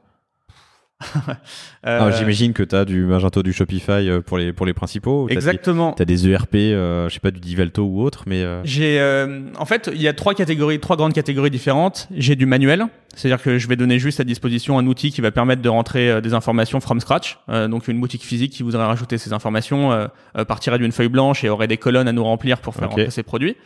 Ensuite, on a développé des outils qui nous permettent d'offrir des modules en fait colisés à des gens qui sont basés sur PrestaShop ou sur Magento, donc qui sont deux des plus grands éditeurs de sites de e-commerce. C'est-à-dire que si une nouvelle commande tombe sur Colisée et que le client est sur un PrestaShop ou sur un Magento, la commande va remonter automatiquement dans son back-office comme si elle avait été passée sur son propre site. Ouais, c'est une belle intégration. Hein. Voilà, ce qui fait que le e-commerçant n'a pas de travail supplémentaire à faire. De réattribution, d'arbitrage, de consolidation. Ensuite, l'écosystème est encore un peu plus large que ça. On peut parler des gestionnaires de flux. Gestionnaires de flux, c'est des sociétés, si tu as déjà entendu parler, comme Lengo, comme ShoppingFeed, comme Channel Advisor et comme Diatly, avec qui on travaille aussi, EasyFlux. Ces sociétés-là, en fait, disent aux e-commerçants, vous allez devoir traduire votre flux en plein de langages différents. Si vous passez par moi, juste donnez-moi votre flux brut et je vais pouvoir vous permettre de parler avec différents acteurs très rapidement. Nous, avec Colisée, l'enjeu, c'était de parler à ces acteurs-là et leur dire on est un projet assez solide pour que vous preniez le temps pour nous intégrer. Il faut que vous offriez la possibilité aux marchands de vendre chez Colisée en quelques clics. Et c'est là où on commence à parler avec ShoppingFeed, par exemple, dès le départ, qui nous a suivis quasiment dès notre lancement, avec d'autres acteurs ensuite par la suite. Donc du coup, il faut se rendre compatible un peu avec toutes ces sociétés dans cet écosystème pour éviter de démarcher un client qu'il accepte de faire un test sur Colisée et qu'à la fin, on soit bloqué par la technique. C'est ce qu'on a dit dès le départ, interdiction d'être bloqué par la technique. Si quelqu'un veut vendre avec nous, ça doit être facile. Donc on s'est un peu ouvert tout cet écosystème pour se rendre compatible avec tous ces acteurs différents. Ok, c'est quand même, ça va à l'encontre de pas mal de principes que j'ai pu avoir dans le passé, que j'ai encore aujourd'hui, mais qui est de dire pourquoi réinventer la poudre quand elle existe. Alors certes, les plateformes Marketplace dont on a parlé, il y en a d'autres. Hein. Il y en a une dont le nom m'échappe, mais avec laquelle on travaille actuellement, je m'en veux. Pour un client qui est tu vois, ce principe de dire pourquoi inventer la poudre alors qu'il y a des choses qui existent sur étagère, même si elles sont chères, au moins ça nous fait gagner du temps et une accélération. Mais je comprends tout à fait le principe de owner, d'être propriétaire, disons, de ton asset technologique. Ok. Il y a des produits que vous refusez? Bien sûr. Vous faites des tests, comment est-ce que il y a des catégories managers, comment? Alors dans une équipe de 10 et en croissance, j'imagine qu'il y a encore plein de choses à faire, mais on a un catégorie manager et un stagiaire qui l'aide beaucoup aussi. Cette personne-là est très spécialisée sur le running, trail, triathlon et tout, donc il nous aide beaucoup sur cette verticale-là. Le but à terme est d'avoir au moins un catégorie manager sur chaque verticale. qui nous permettrait donc de donner les meilleurs conseils et également de prodiguer le meilleur catalogue possible. Oui, on refuse beaucoup de choses qui ne sont pas liées au sport, c'est-à-dire qui seraient trop mode et pas du tout liées à une pratique sportive. On a encore des choses qui vont à l'encontre de ce que je viens de te dire, mais quand tu as 30 000 nouvelles références chaque semaine, c'est compliqué de faire le tri avec une équipe aussi réduite. Donc, on refuse... 30 000 références chaque semaine, t'exagères là. Non. Mais attends, tu m'as dit que tu en as entre 170 000 et 200 000. Ah, mais toutes les semaines, j'en ai 30 000 qui s'éteignent parce qu'il n'y a plus de stock. J'en ai 30 000 nouvelles et c'est un catalogue qui bouge énormément. Ok. Comment tu monitores ça ? On refait les titres, on vérifie les photos, on refait les descriptions. On a des outils, en fait, qui sont développés qui pourraient s'apparenter à un PIM, si tu vois ce que c'est. Product Information Management, qui permet de gérer ses fiches produits. J'attends Akeneo depuis un bout de temps sur ce podcast. J'ai essayé de les contacter plusieurs fois sans réponse. Chers auditeurs, si quelqu'un peut me faire une intro, ou Akeneo, si tu m'écoutes, je prends avec plaisir. Eh bien, Akeneo, pardon. On a développé notre petit PIM à notre level qui nous permet de changer l'intégralité des informations sur un produit si ça ne satisfait pas nos standards de qualité. Mais alors, j'entends. Et comment est-ce que tu sais si ça satisfait ou non tes standards de qualité ? Eh bien, on me dit si la description est inférieure à X caractères, c'est automatique. C'est automatique. Il y a des règles business qui te disent exactement. Photo, je sais pas, un poids et un nombre de pixels, une description trop courte. On va même plus loin sur les photos. Tu imagines qu'on a plein de marchands qui ont des types de photos différentes, qui vont le prendre sur un fond gris, sur un fond noir, sur un fond blanc. Enfin, il faut quand même uniformiser ça sur une plateforme. C'est ce qui donne quand même une jolie image de ton site. On a un algorithme qui supprime le background de chaque photo et qui le rend blanc. Donc, et ça, c'est un exemple automatique. Ouais, exactement. Et ça, c'est un exemple parmi 50 que je peux te raconter parce que, effectivement, il faut d'abord réussir à se plugger à tous ces langages différents, mais ensuite, il faut les traduire dans ton langage à toi. Et peut-être que d'ici 2 ans, je dirai à chaque marchand, si t'as pas la photo en telle résolution et de telle taille, tu peux pas vendre chez Colisée. Aujourd'hui, je veux leur permettre de vendre chez Colisée de manière facile et c'est à moi de gérer ces choses-là. Oui, t'es en demande aujourd'hui, t'es pas... Exactement. Ok. Intéressant. Sur les photos, on en avait parlé longuement avec Landry Ribeiro justement de ProBike sur l'importance d'avoir des photos de qualité. Eux, ils ont un studio. Alors ils sont un peu plus gros, un peu plus vieux. Ils ont une quinzaine d'années d'existence de mémoire, mais ils ont carrément un studio. Ils font eux-mêmes le shooting, je crois, d'une grande partie des produits. Ok, intéressant. Juste pour terminer sur la partie offre et produits, pour avoir un ordre de grandeur. Aujourd'hui, il y a combien de commandes sur Colisée? Le dernier mois, on termine avec 9000 commandes. Ok. Et combien de produits en moyenne par commande? On a commencé avec 1 pour le coup. Voilà. Je crois que si je dis pas de bêtises, on est à 1,2 aujourd'hui. Et on est également, pour donner un petit chiffre, on est à nos commandes. Une commande est passée avec 1,2 merchant order aussi.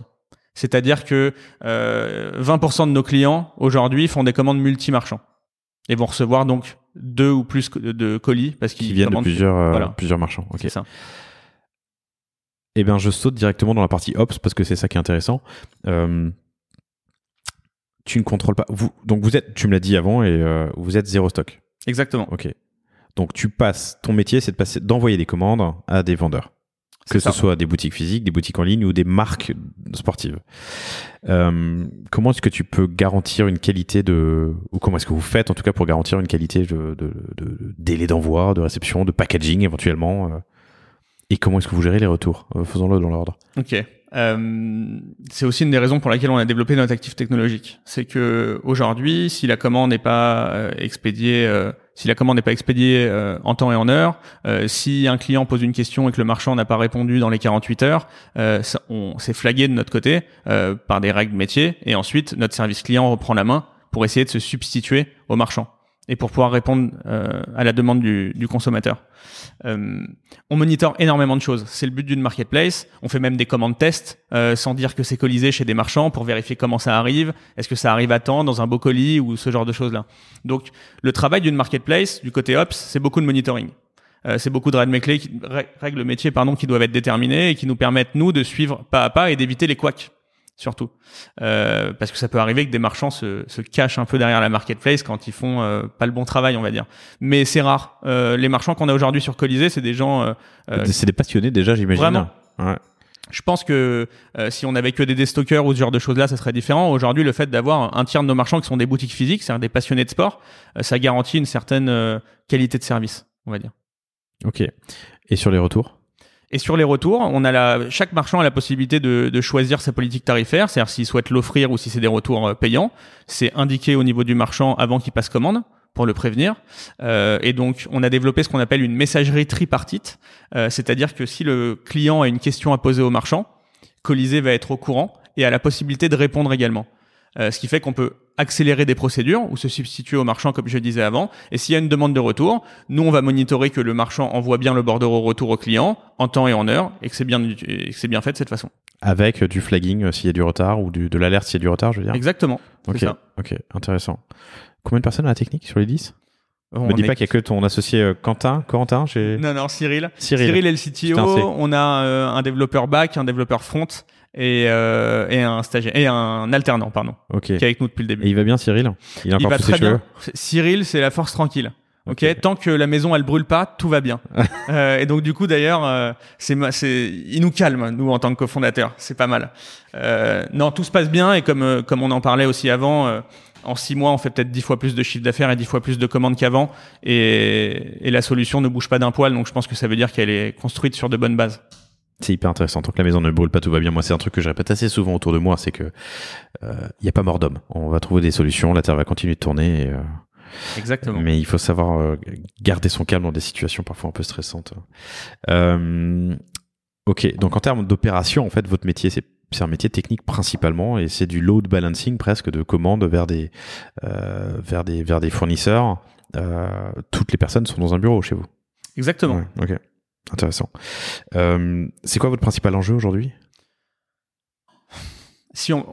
L'enjeu déjà, c'est que chacun puisse bientôt exercer la discipline sportive qu'il veut sans restriction. Il faut qu'à un moment donné, on puisse avoir de nouveau les marathons de Paris, semi-marathons, des stades pleins, ce genre de choses. C'est ça. On peut rien y faire, mais c'est sûr que ça changerait quand même pas mal de choses à notre business. Aujourd'hui, sur les 27 sports qu'on vend, je pense qu'il y a la moitié qu'on n'a pas le droit de faire actuellement, et depuis quasiment 1 an. Donc c'est quand même ça ce qu'on espère le plus, c'est que cette situation se règle. Après, qu'est-ce qu'on peut souhaiter à Colisée ? C'est d'avoir de plus en plus de bons deals et de bons produits techniques à proposer aux sportifs et de créer, on va dire, cette communauté de repeat qui nous permettrait de grandir. De plus en plus de bons deals et de bons produits, hein, c'est ça ? Bien sûr. D'accord. Et du coup, des deals, je parlais d'enjeux vraiment business, ces deals, vous allez les chercher ? Totalement, c'est le but, c'est le travail des account managers aussi chez nous, d'appeler pour donner des recommandations aux marchands. Mais donc on va appeler, on peut citer des boutiques ? Ouais, on travaille avec pour les boutiques physiques entre guillemets, on travaille avec la boutique du Marathon à Paris. Okay. Donc par exemple là, ils ont été contactés il y a peu pour prévoir les soldes, savoir ce qu'ils vont pouvoir pousser, ce qu'ils vont pouvoir nous donner ou non, pour savoir où est-ce qu'on va pouvoir les mettre en avant dans une newsletter ou en tête de gondole sur une catégorie ou ce genre de choses là. Mais t'as un poids ? Toi, Colisée, quand t'appelles la boutique du Marathon ? Alors la boutique du Marathon, ils ont quelques boutiques quand même. Je crois que ils en avaient 2. Je crois qu'il en reste plus qu'une aujourd'hui, mais je peux me tromper. Ok. Bon, je dois me tromper. Peut-être que je me trompe aussi, mais après, ils font partie de Running Conseil, qui est un conglomérat de 50 boutiques, je crois, en France. Donc c'est peut-être ça dont tu parlais. Mais... Du coup, Colisée, tu as un poids quand t'appelles boutique du Marathon pour leur demander ce qu'ils vont faire et s'ils peuvent faire quelque chose ?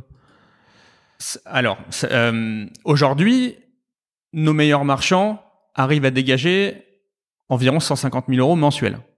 Donc, on parle quand même d'une somme conséquente.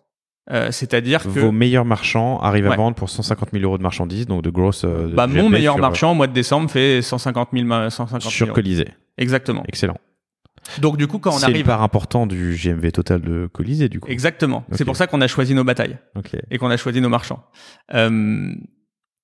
Donc, quand tu commences à faire ce genre de volume-là, effectivement, ils t'écoutent, c'est sûr. Si tu fais 2 ou 3 commandes qui se battent en duel, ça va être plus compliqué d'avoir un poids. Okay. Après, c'est aussi leur expliquer que s'ils suivent nos recommandations et que leur volume d'affaires chez Colisée augmente, t'auras aussi un poids par la suite. Ils se sont dit, il m'a demandé de faire une modification ou 2, mais j'ai fait 2 fois plus de chiffres chez lui. Dans ce cas-là, tu t'offres un peu de légitimité et de crédibilité envers le marchand qui va te suivre dans les fois d'après. Mais il faut être très proche de nos marchands. Il faut que ça soit notre famille Colisée, quoi, qu'on s'entende très bien avec eux et qu'ils nous écoutent et qu'ils nous suivent. C'est le but. Et du coup, comment tu fais ? C'est beaucoup de proximité. Les appeler régulièrement, savoir comment ça se passe chez eux, comment ça s'est passé le Covid, est-ce qu'ils vont recevoir des choses bientôt, essayer de les aider sur pas mal de choses. On commence à voir des marchands qui, eux, nous appellent pour nous dire je vais avoir telle référence la semaine prochaine, je peux la sortir à tel prix, est-ce que vous pouvez créer une campagne d'acquisition dédiée pour celle-ci? Bah oui, si le produit il est intéressant. Pour nous, c'est le meilleur reward possible quand c'est eux qui sont en demande. Quand c'est eux qui nous disent est-ce que je peux faire partie d'une newsletter? Quand c'est eux qui nous disent je peux pas être en tête de catégorie pendant 2 jours sur tel produit, je suis sûr que ça peut cartonner. Bon, bah l'écosystème Colisée commence à se mettre en place. C'est plus uniquement nos équipes qui sont demandeurs, mais c'est réciproque. Et je pense que c'est à partir de là qu'on peut réussir à trouver les meilleurs deals pour les sportifs. Ok. Intéressant. Est-ce que, avant de passer à l'acquisition et au marketing, il y a eu deux questions que je pose habituellement. Est-ce qu'il y a eu un tipping point dans la croissance? Est-ce qu'il y a un moment où vraiment il y a eu une accélération depuis 1 an et demi? Et à quoi est-ce que tu peux attribuer cette accélération? À plusieurs choses. On a signé, je pense, 3 marchands déterminants dans notre croissance ces derniers mois, qui nous ont permis d'avoir un catalogue bien plus étoffé et pas uniquement que étoffé. Il y a beaucoup de travail quand on a 200 000 références sur une plateforme pour savoir sur quel produit miser. Quel produit va pouvoir être vendu de manière récurrente et va pouvoir avoir un bon retour sur investissement. C'est un gros travail de faire ça. Quand tu fais ce travail et que derrière tu as la possibilité de vendre uniquement que 3-4 unités avant que le produit tombe en rupture de stock, c'est beaucoup de travail pour pas grand-chose. Depuis peu, on a signé des marchands qui n'ont pas 3 produits en stock, il y a de mais la profondeur, 100, 200, 300 unités. Donc quand on trouve un deal, on peut l'utiliser entre guillemets pendant très longtemps et vendre une grande majorité de son stock. Pouvoir s'appuyer sur des marchands avec cette profondeur et cette largeur de catalogue, c'est très important pour nous. Donc ça, c'est la première chose. Deuxièmement, notre produit s'améliore également. Je pense qu'il est plus simple de naviguer sur Colisée aujourd'hui. À l'époque, venir sur notre site, c'était depuis Google Shopping, tomber sur une fiche produit, terminer le tunnel d'achat et acheter. Et si jamais le produit nous convenait pas, pour remonter sur une catégorie adjacente ou pour trouver un produit similaire, c'était pas si facile que ça. Donc du coup, généralement, on perdait le client. Je pense qu'on a amélioré aussi notre produit. Et après, on a uncap complètement le budget acquisition sur certaines verticales. Vu que ça marchait bien, bah on met de plus en plus de fuel vu que la machine en demande et qu'elle rapporte des sous. Et on dit souvent ça à nos marchands. On travaille comme un canal, comme une caisse de résonance pour eux. C'est-à-dire que donnez-moi des produits, peut-être que vous en parlez un peu autour de vous, mais moi je vais vous mettre en avant d'une telle façon que vous allez pouvoir en vendre peut-être 10 fois plus que ce que vous vendez de votre côté. Ok, intéressant. Sachant qu'il faut vous coordonner sur les gros marchands, sur les gros fournisseurs, sur les campagnes. Bah, ça peut faire du sens, pardon, j'y réfléchis à doigt, on y viendra ensuite à l'acquisition, mais ça peut faire du sens d'avoir plusieurs touchés, d'être en top of mind. Si la boutique du marathon fait une campagne sur des ASICS gel, je connais pas le modèle, mais et que vous le faites en parallèle, ça permet potentiellement de toucher des acheteurs à plusieurs endroits ou à plusieurs moments, mais d'être en top of mind. On en parle avec ces marchands-là, c'est-à-dire que de temps en temps, ils ne souhaitent pas nous envoyer certains types de produits, ou alors ils nous disent mais moi je fais déjà des campagnes d'acquisition pour telle marque, par exemple, parce que je les vends déjà bien de mon côté. Bon, dans ce cas-là, on fait un petit pack de non-agression Colisée, on leur explique que on va pas leur cannibaliser leur vente de ce côté-là, mais que du coup peut-être que ils ont des insights pour qu'on puisse se focus sur une autre partie de leur catalogue. Et en fait, c'est juste une question de communication avec les marchands, de savoir où est-ce que eux ils veulent qu'on appuie. Il n'y a pas mieux que eux pour connaître leur catalogue. Il est chez eux, dans leur boutique ou dans leur basement.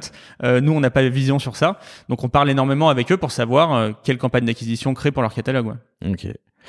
Quel est le business model ? C'est une commission. C'est de la commission sur. Exactement. Aujourd'hui, il n'y a aucun frais fixe pour venir vendre chez Colisée.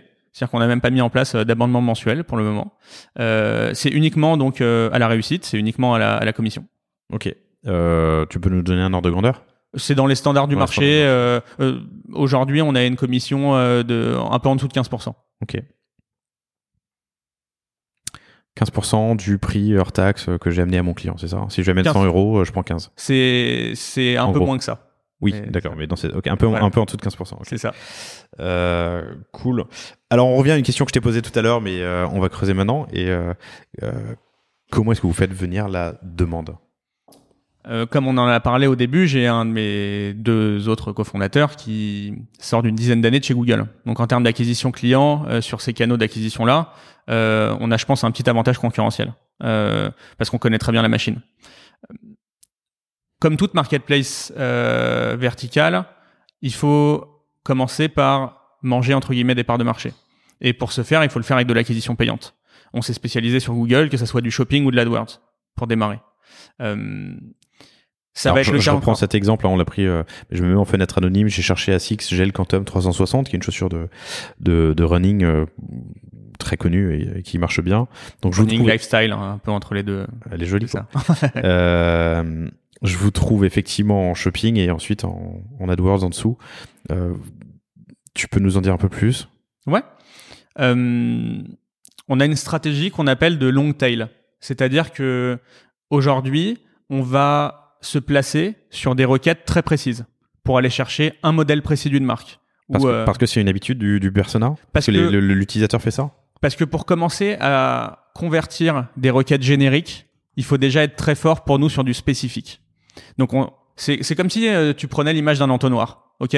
On démarre sur quelque chose de très précis et plus on arrive bien à convertir ça, plus on va remonter l'entonnoir pour avoir des choses génériques. Oui, c'est un entonnoir posé à l'envers. Exactement. Enfin, tu commences Exactement. par le... C'est-à-dire qu'on va commencer par aller chercher des campagnes sur la ASICS GL Quantum 360, comme tu parlais. Demain, ou même aujourd'hui, c'est le cas, on va commencer à aller faire des campagnes sur la collection 360 ASICS. Peut-être que dans quelques mois, on va se positionner sur des campagnes de chaussures de running ASICS. Et peut-être que d'ici un an, tu vas retrouver Colisée juste en tapant chaussures de running. Alors, j'ai fait le test, hein. J'ai tapé chaussures running. Vous n'êtes pas dans AdWords. Non. C'est pas la strat, mais vous êtes premier résultat en shopping.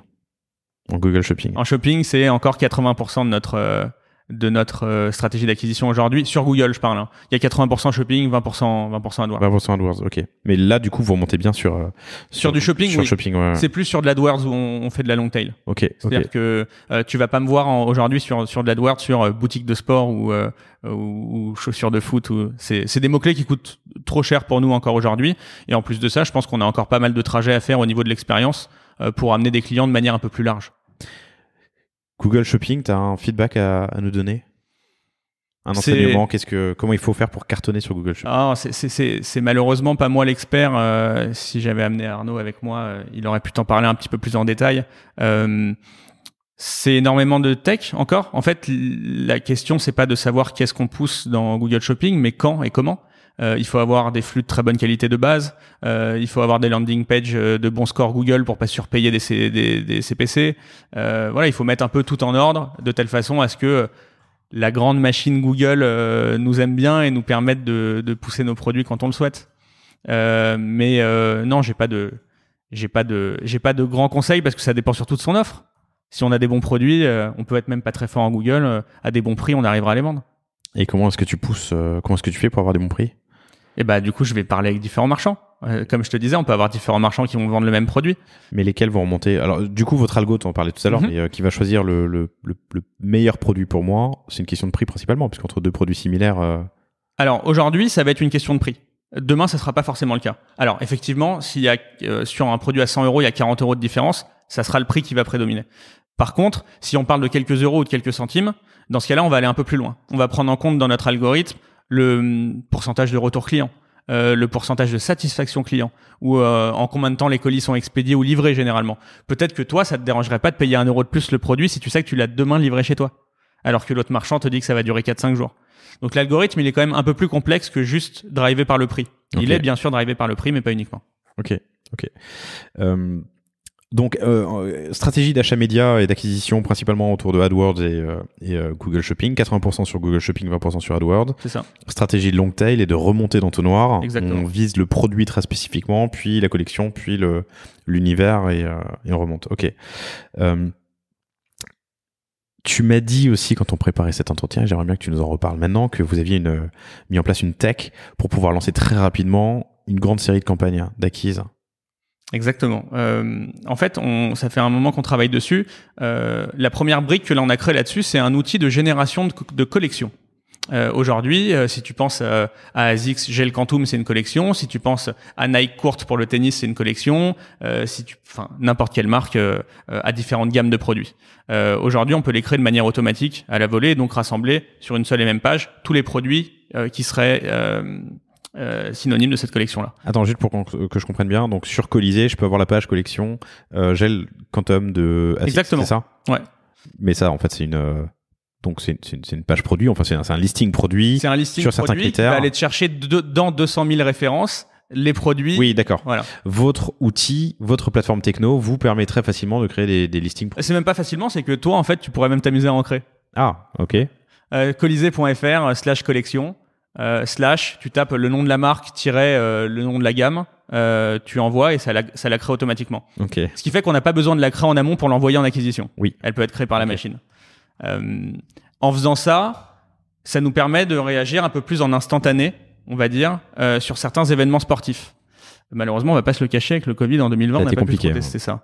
Mais effectivement, si demain, je vais prendre un exemple d'un sportif que j'aime bien, si Federer est en finale de Roland-Garros pour sa dernière année avant la retraite. C'est sa dernière année? Voilà. Pardon? C'est sa dernière année? Et c'est ce qui se dit. C'est pas sûr encore, mais c'est ce qui se dit. Et qui porte une certaine chaussure au pied et qui gagne Roland-Garros, il faudrait qu'en quelques secondes, je sois capable de créer la campagne pour l'envoyer en acquisition et pour répondre à la demande des gens qui souhaiteraient acheter les mêmes chaussures de tennis que Roger. Et ça peut être le même exemple dans plein de sports différents. Ça peut être le même exemple dans le football avec un match de foot avec tout. Alors, je prenais la note, mais j'ai dû rater. Donc, votre tech vous permet de générer ces campagnes, de créer ces campagnes? Exactement. C'est ça. Donc, par exemple, chez Nike, si tu prends Rafael Nadal, il a une collection avec même son logo. Donc, en fait, on est capable de générer à la volée la collection Nadal et l'envoyer en acquisition pour qu'elle soit disponible 2 secondes après sa victoire. Du coup, vous êtes connecté aux API de AdWords ou de bien sûr. Pour on envoie un flux toutes les X minutes, un nouveau flux avec les prix updatés et tout ça. Excellent, intéressant. Vous avez déjà pu tester? Un petit peu, mais sans trop de retour. Il y a eu quelques open quand même cette année. Totalement, mais je sais pas si t'es moi je suis un très grand fan de sport, je suis un malade de tennis et de football, j'ai même du mal aujourd'hui à regarder des matchs de foot. Je trouve que l'engagement aujourd'hui des gens autour avec un stade vide, il a rien à voir avec celui d'hier. Et les faux cris, applaudissements, encouragements. Ouais, c'est dur, franchement c'est dur. Et il y a beaucoup de gens qui nous disent mais pour vous c'est génial, les boutiques elles sont fermées, Colisée. Ouais, c'est génial, sauf que pendant le confinement, à part aller courir pendant 1 heure, t'avais le droit de rien faire d'autre. Donc, il faut y aller pour vendre des chaussures de tennis ou des chaussures de foot à ce moment-là, alors que la pratique est interdite. Je crois que c'est la NBA où ils ont fait des matchs et ils avaient des écrans de gens, de spectateurs. Là, j'ai trouvé ça génial. Ouais. Dans leur bulle. J'avais vu. C'est ça, ouais. En fait, j'ai vu les images, je sais pas si c'était le cas en vrai du coup ou si c'était un montage, tu vois, genre écran vert, mais je vous l'explique, chers auditeurs, si vous l'avez pas vu, on avait donc toutes les vues des actions de basket et en fond il y avait comme 200, enfin pas 200, plutôt une cinquantaine de petites box avec les gens qui étaient en train de vivre le match mais filmés chez eux. Je trouvais ça intéressant parce que du coup avec un petit lag, il réagissait au but, au panier avec 2 secondes d'écart du vrai panier. Ça, ouais. Mais bon, on fait comme on peut, je pense. Cool. Donc de l'acquisition de l'achat média, 80-20, 80 shopping et 20 AdWords. Une techno que vous avez mise en place, développée, pas encore peut-être plus testée autant que vous auriez aimé, bientôt. Qui permet de lancer des campagnes de manière instantanée pour réagir à un événement sportif. Pardon, j'ai cherché un événement, je repensais à la prise du Capitole hier soir, je me demandais si... Ouais. Bref, aux États-Unis, on enregistre le 7 janvier et le 6 ce soir, c'est là que le Capitole a été pris d'assaut par des partenaires, des supporters de Trump, pardon. Ok, en termes d'acquisition et de promotion, vous faites des partenariats aussi? Oui, on essaye de s'intégrer entre guillemets à l'écosystème sportif en France aujourd'hui. Comme on disait, par exemple, les gens qui utilisent l'application Running Heroes ont la possibilité de transformer leurs points en bons d'achat Colisée. Donc je suis dans Running Heroes, je fais du running, je gagne des points parce que je fais un bon run. Je peux transformer ces points en bons d'achat? C'est ça. Ok. Exactement. Enfin, en bons de réduction. En bons de réduction. Exactement. Oui, toi en fait c'est ton CAC que tu transformes d'une manière coût d'acquisition client que tu transformes en. Okay. Et puis qui mieux que Running Heroes pour m'amener une audience qualifiée. Qu'est-ce qui gagne Running Heroes? Pour eux ça fait je sais pas si je pense qu'ils ont des partenaires plus importants que Colisée, c'est sûr, mais ils offrent on va dire une récompense supplémentaire à leurs sportifs et derrière ça leur permet donc d'avoir encore plus de réduction que les prix qu'on propose nous sur un équipement qu'ils ont en vue peut-être depuis quelques semaines ou quelques temps. Ok. Il y en a d'autres que Running Heroes, des partenaires avec lesquels vous avez pu Pareil, faire là c'est Arnaud qui pourrait t'en dire plus, mais oui, c'est-à-dire qu'on essaye de devenir aussi partenaire en affiliation cette fois-ci, avec pas mal de sportifs confirmés qui ont des blogs, que ce soit dans le running, dans le triathlon, dans le tennis ou quoi que ce soit. Ces gens-là ont une clientèle vraiment très ciblée, qui les suivent, qui les écoutent. Nous on se permet de mettre des bannières, que ce soit Colisée, ou de les laisser écrire des articles avec la redirection vers notre produit directement pour. Alors, vous passez par une plateforme ou encore une fois vous avez développé votre propre techno pour faire ça? Si je dis pas de bêtises, on passe par une plateforme. Ah. Voilà, nous on envoie juste le flux dans la plateforme et après ça arrive d'affiliation. d'affiliation. Tu sais pas laquelle? Non, pas du tout. Ok, très bien. On pourrait pas te dire. Mais du coup, on parle d'influence, c'est intéressant parce que c'est le dernier point que je voulais aborder dans la partie marketing, c'est les réseaux sociaux. Comment est-ce que vous abordez la question? Parce que vendre du yoga et du running et du foot, c'est pas les mêmes audiences, c'est pas les mêmes personas. Comment est-ce que vous faites? On cherche encore un peu la formule magique, on va dire. On est persuadé que, si on prend l'exemple d'Instagram, parce que tout se passe un peu là-dessus aujourd'hui, même s'il y a d'autres choses également, c'est vraiment un média de divertissement en soi, et c'est compliqué d'aller faire de la vente pure et dure sur un média de divertissement. Il y a des sociétés qui le font très bien, mais c'est pas aisé à faire, et je pense que tout le monde a des problématiques de ce côté-là. Nous aujourd'hui, c'est sûr que quand on doit parler à une yogiste ou qu'on doit parler à quelqu'un qui fait du foot, on doit pas leur en parler de la même façon. Est-ce que notre Instagram aujourd'hui, par exemple, devrait servir à vendre? Aujourd'hui, j'en suis pas sûr. Demain, je pense qu'on va s'approcher de ces choses-là. Et effectivement, le plus intéressant pour nous serait peut-être de faire des partenariats avec des gens qui sont bien suivis. Si tu regardes le monde du sport, il y a énormément de sportifs amateurs qui sont suivis par des centaines de milliers de personnes, qui prodiguent des conseils. C'est peut-être eux qui devraient être à terme des ambassadeurs Colisée et travailler avec nous pour promouvoir un peu les meilleurs produits qu'on a sur notre plateforme. C'est quelque chose dont on pense beaucoup. Est-ce qu'on doit splitter notre compte en 10 comptes différents, Colisée Running, Colisée Tennis, Colisée Yoga? C'est peut-être une solution pour l'avenir. Est-ce qu'on doit prendre un autre chemin? Voilà. Aujourd'hui, on est encore une petite équipe de 10. On réfléchit énormément à ces choses-là et on teste. Voilà, comme toute startup, on essaye. Il y a des choses qui marchent pas, et on essaye d'avancer sur les réseaux sociaux de cette façon-là. J'entends. Mon avis, c'est de pas multiplier les comptes là sur le sujet pour. Ouais, moi non plus. Voilà, unifier tes forces. Et je pense qu'un fan de foot peut comprendre que de temps en temps il y a une photo de yoga ou une vidéo yoga, une story yoga et inversement quoi. Tant que ça reste, en fait, je pense qu'il faut juste une charte, une ligne édito, que ça respecte tes valeurs et ce que tu veux mettre en avant, plutôt que de multiplier les comptes, c'est comme multiplier les. Alors. Faut commencer par de l'inspi, je pense. Ouais, c'est ça. Faut engager les gens, faut engager une communauté, et une fois qu'on va comme d'ailleurs toute stratégie de ces réseaux sociaux de base, quoi. C'est-à-dire que au début, ça doit être vraiment du divertissement et de l'apprentissage. Demain, quand on aura une communauté forte Colisée, là, on peut s'amuser à y intégrer de la vente. Mais pour commencer, je pense que c'est encore plus intéressant aujourd'hui de donner de l'inspi, de donner des conseils, de faire découvrir des marques. Tu vois, par exemple, hier ou avant-hier, on a posté sur Ayak, qui est une des dernières marques qu'on a en quasi-exclusivité sur Colisée. Lancé par Vincent Desfranes, ancien biathlète olympique, médaillé olympique. Exactement. J'ai pas vérifié en mobile, mais vous êtes sur Instagram Shopping? Je crois qu'il y a eu des tests de fait. Je vérifierai après. Voilà. Je vous laisserai vérifier. Mais oui, je crois qu'il y a le flux sur Shopping. Cool, intéressant. Est-ce que pour faire parler de Colisée, pour animer cette communauté, donc on a parlé d'acquisition, d'achat média, de votre techno qui vous permet de lancer des milliers de campagnes à la volée pour réagir à un événement sportif, un événement tout court, un événement sportif. Ouais, on a parlé des partenariats avec des apps type Running Heroes. On a parlé à l'instant de réseaux sociaux et juste avant d'ambassadeurs. Est-ce qu'il y a un point d'accélération, un autre point d'accélération sur le marketing dont tu peux nous parler? De notre côté, tu veux dire? Ouais, ou est-ce qu'on a fait le tour? Je pense qu'on a pas mal fait le tour pour l'instant, mais dans le sens où voilà, je pense que l'année 2021 peut être l'année de la série A, entre guillemets, d'une nouvelle levée de fonds pour Colisée. Et c'est vrai que ça nous titille un peu si si les pratiques sportives reviennent à la normale, de commencer à faire du offline. J'aimerais bien commencer à peut-être être un petit partenaire du Marathon de Paris, ou alors de sponsoriser un petit tournoi de tennis dans n'importe quelle ville de France. Voilà, c'est des choses qui nous permettraient de toucher une clientèle spécialisée, et on a un peu hâte de toucher au offline. Ouais. Mais c'est un passage obligé. Obligé. Mais bon, il y a des gens, quand ils parlent du offline, c'est directement les bus, les métros ou la radio. Nous, si on pouvait passer en fait en sponsoring d'événements sportifs, ça serait encore plus intéressant, je pense. Ouais, tu as certainement plusieurs approches c'est sûr. Sur le sujet. Ouais. Mais j'ai reçu pas mal d'invités sur le panier pour qui, quand on touche au grand public, le offline, mais même bus métro, a vraiment été un accélérateur. Ouais, ça m'étonne pas. Soit un tampon légitimité. Tu vois, cette petite marque dont on t'a parlé ou que tu as vu passer sur les réseaux, tu y portes moins d'attention que celle qui te met un 4x3 dans le métro où tu dis bon, c'est bon, ils existent, ils sont là, ils sont présents. Et puis ils sont fiables, tu te dis. Ouais. Bah, légitimité, c'est ça, réassurance. Mais je comprends aussi le partenariat sportif sur des événements, ça fait du sens. Je crois que c'est Shapeart qui vend.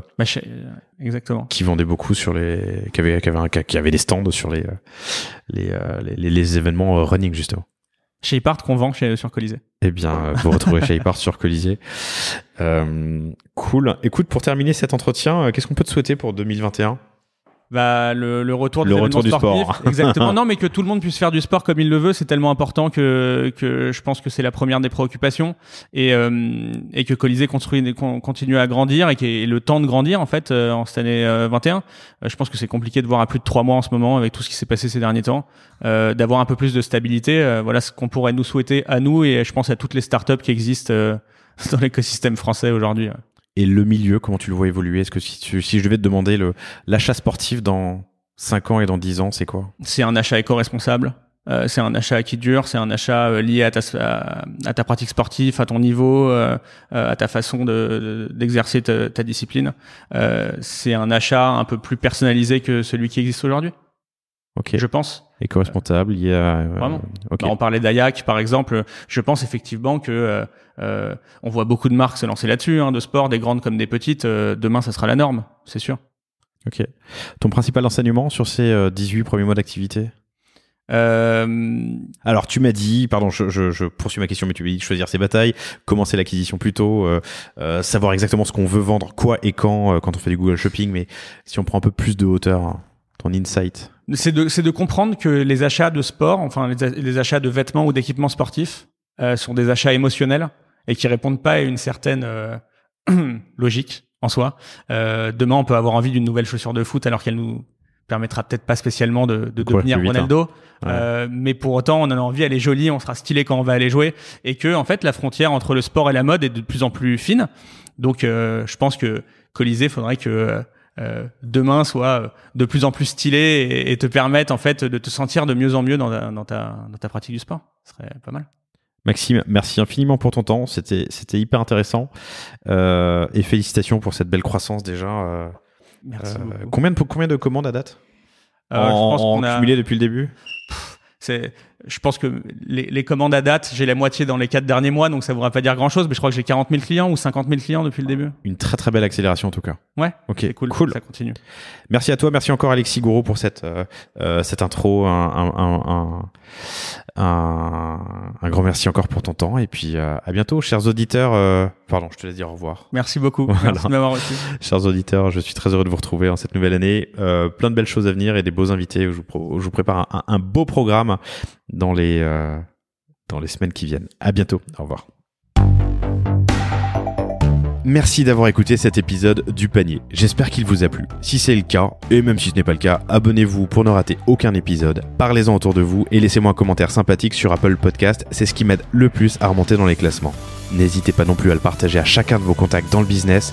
Chaque nouvel auditeur intéressé est une victoire. Si vous avez besoin d'un accompagnement tech et créatif, que ce soit pour votre site internet, votre stratégie de contenu ou d'inbound marketing, n'hésitez pas à me contacter à l'adresse lepanier@causavostra.com. À bientôt.